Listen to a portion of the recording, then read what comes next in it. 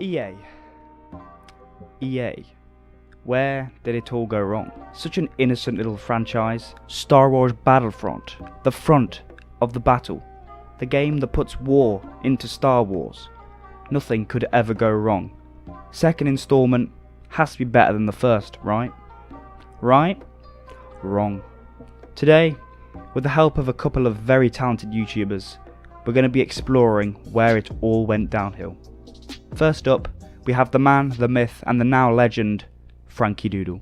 Hey viewers, it's your boy Frankie Doodle filling in for Nick Antilles because he's a lazy coal miner from the 1980s. And today in this Star Wars Battlefront 2 related video, I'll be talking about the Last Jedi season and the seasons in general. I remember when the Last Jedi season first started on the 5th of December all the way back in 2017, when there was still a bit of hope that they could turn this game around. I thought it was a neat idea. It offered something more than if they simply just released the new maps and heroes. And it kind of made the DLC release this big month-long event that built up hype and engaged the community, at least for a little bit. But in my opinion, it was very poorly executed. There are three main reasons why I think the Last Jedi season was just a bit rubbish. First off, the factions. Now on paper, the faction thing was a good idea. Getting players to choose between the First Order and Resistance and then completing challenges to try beat the opposing faction should have been fun. But it was badly managed, a bit like the British coal mines in the 1980s. Once you chose a faction, it didn't really make much of a difference. You'd complete these very simple challenges, which we'll get onto a bit later, and then once a week you'd get some crappy reward if your faction was victorious. I think Dennis and the crew over at DICE could have taken some pointers from For Honor's faction system. In For Honor, you'd pick between the Vikings, Samurais and Knights, and there was this big map showing how much territory each faction had. And you'd be able to deploy war assets to either defend your faction's territories or try and conquer opposing teams' territories. Being able to see the progress of this faction war gave you added incentive to play the game, and you could see the effect you were having. In Battlefront 2 there was no way to see the progress of each faction. One day you'd just be given the rewards out of the blue, therefore for someone like me who didn't enjoy playing the game already, there was very little incentive to keep playing, and so I just kind of gave up on the whole faction idea.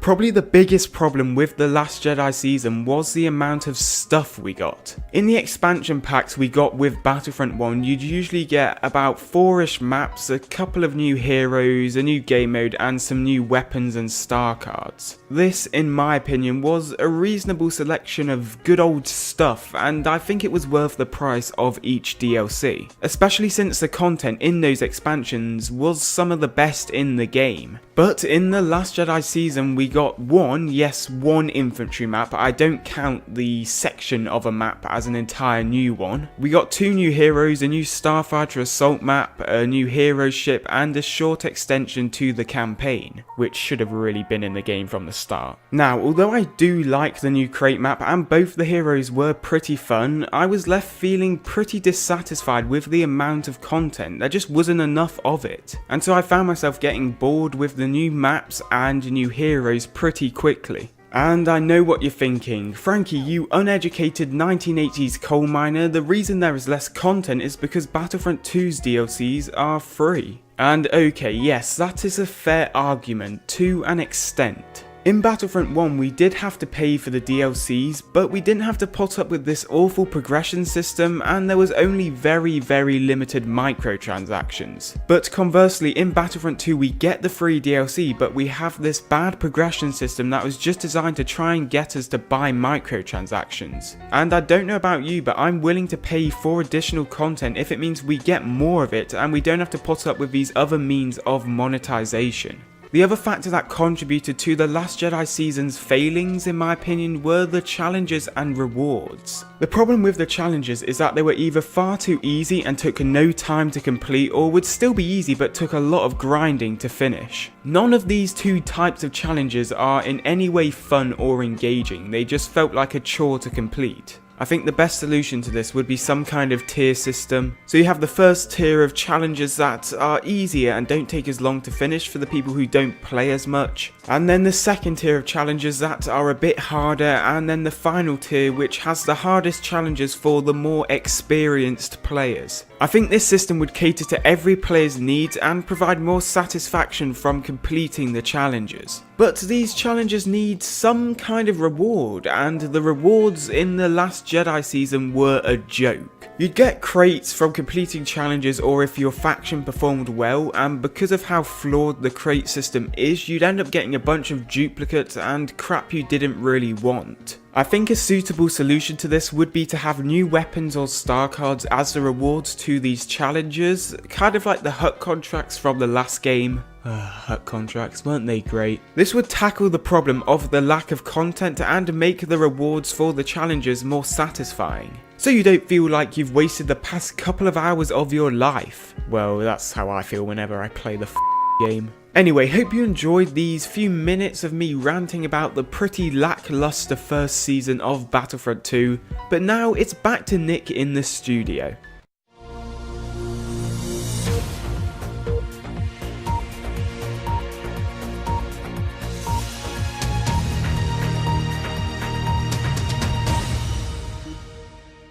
The time is now 4:20. We're coming to you live from the City of England, and we have some breaking news. Dennis Branville has just confirmed that Galactic Conquest will be coming to Star Wars Battlefront. Nope. We're getting the latest from our correspondent Battlefront updates. He's now edited the post.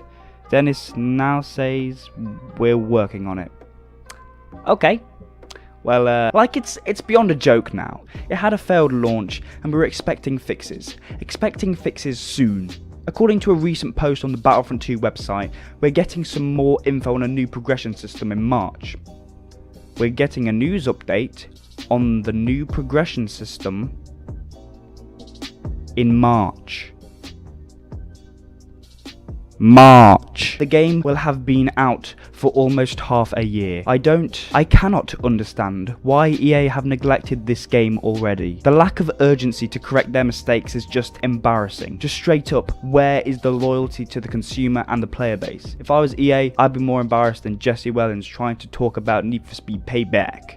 Alright, all set aside. Battlefront 2, it's a great game. There is no communication on mainstream media between casual fans and developers. Sometimes developers respond to people's questions, but they can never give any real answers because EA is preventing them from sharing any updates about the game. Recently, Dennis Branville has been replying to posts on the Battlefront forums, teasing and supposedly confirming different things that people want added. He originally replied to someone who was asking for Galactic Conquest by saying, "It's coming," in other words confirming it, but in the hours that followed he had edited the post to say, "We're working on it." Now this is one of our favourite DICE quotes. It tells us so much about what we've been dying to know since launch. You can really see they've came up with a tactical response there to really demonstrate the care that they've put into these detailed community responses, and it's a joke.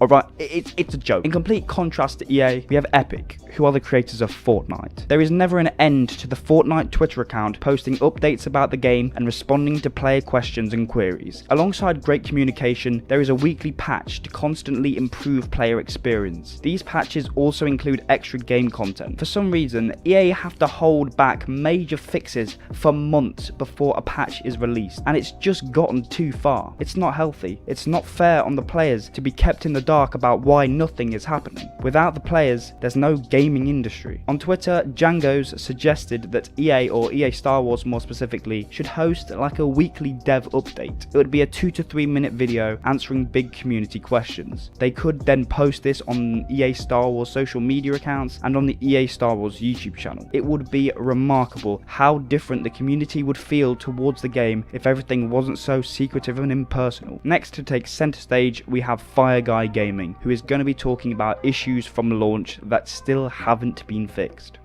Thanks Nick, so it is FireGuy here, and something I find really annoying about Battlefront 2 is certain things that have been a problem since the start of the game still not being fixed. For example, there's certain milestones where I still can't claim my rewards for them. We also have heroes like Luke and Yoda who are still awaiting to be buffed 3 months on. Even though we'll finally be getting the buffs needed for those characters in February, fans have been asking so much for this for months and nothing has been done about it up until now. We also have one of Phasma's abilities, which is the Staff Strike. It's been pretty much useless since it was introduced in December, and only now is that getting fixed as well. So not only does it take months for adjustments to be made to characters, but also we have many glitches like Vader's Force Choke, which is very glitchy. Sometimes your abilities don't even work after being force choked. And the worst of them all, in my opinion, is the heroes versus villains lobbies. These always get stuck on one player needed and they never fill up, so you just have to back out and find another game. While I do understand that things like this can't just be changed overnight, it doesn't take 3 months, and in that time when people are waiting for certain adjustments to be made to the game, people just go off to other games which are getting more frequent updates than Battlefront. There are a lot of excuses made as to why it takes so long for issues like these to be fixed, but the bottom line is most average players aren't going to wait months for simple things like this to be fixed, and they're just going off to other games. A big thank you to Nick Antilles for letting me cover this in his video. Back to him.